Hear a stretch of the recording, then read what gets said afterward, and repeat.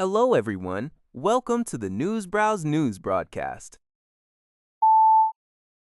Kuwait announced on Tuesday the capture of Iranian Revolutionary Guard Commandos who attempted to land and carry out sabotage at a port area on a Chinese-developed island. The incident, which occurred earlier this month, underscores Iran's aggressive and seemingly limitless actions against its Gulf neighbors, which Kuwait has characterized as state-sponsored terrorism. The timing of Kuwait's announcement, just before U.S. President Trump's visit to China, is also noteworthy. Kuwait stated that an armed commando team of 6 Revolutionary Guard members tried to infiltrate Bubiyan Island on May 1st with the intent of conducting hostile acts. During the interception, Kuwaiti forces apprehended 4 individuals while 2 escaped. 1 security official was injured. The arrested commandos included 2 naval captains, a naval lieutenant, and an army lieutenant. The Bubiyan Island location is significant as it houses Mubarak Port, part of China's Belt and Road Initiative, which has previously been targeted by Iranian drone and missile attacks. The article also mentions Bahrain's recent sentencing of over 20 individuals for espionage and conspiracy with the Revolutionary Guard, highlighting a pattern of alleged Iranian intelligence operations in the region. From Thai Sounds. According to Metro.co UK, the United States is pursuing a bid to establish 3 new military bases in Greenland, proposing them as U.S. sovereign territory. This comes after President Trump's past threats to annex the semi-autonomous Danish territory, a desire he has openly expressed. The White House has confirmed high-level talks with Denmark and Greenland regarding these bases. The move is reportedly driven by Trump's assertion that additional U.S. military support is needed to counter growing threats from Russia and China in the strategically vital Arctic Circle. As climate change opens new shipping routes due to melting ice caps, Greenland's location becomes increasingly significant. The U.S. has historically attempted to purchase Greenland twice before, in 1846 and in 1946. However, Denmark cannot sell the territory, and public polling in January indicated strong opposition to acquisition from Greenlanders, Danes, and even Americans. The U.S. currently maintains the Pituffik Space Base, formerly Thule Air Base, in a remote part of Greenland.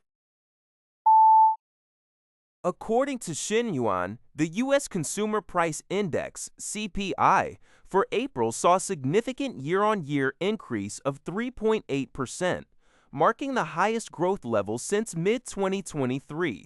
This figure represents an acceleration from the 3.3% rise recorded in March. Data released by the U.S. Bureau of Labor Statistics on Tuesday indicated that persistently high energy prices were the primary factor contributing to this elevated inflation. The increase suggests ongoing inflationary pressures within the U.S. economy, largely fueled by the cost of energy. A Texas couple has filed a lawsuit against OpenAI, accusing the AI company of culpability in the overdose death of their 19-year-old son, Sam Nelson, in 2025. According to CBS News, Layla Turner Scott and Angus Scott alleged that Sam used OpenAI's ChatGPT tool to obtain information about drugs. The lawsuit claims that ChatGPT provided unqualified advice, specifically recommending that it was safe to combine kratom, a supplement, with Xanax, an anti-anxiety medication. The parents contend that Sam would still be alive if not for ChatGPT's flawed programming, and that OpenAI bypassed safety guards that could have prevented such tragedies.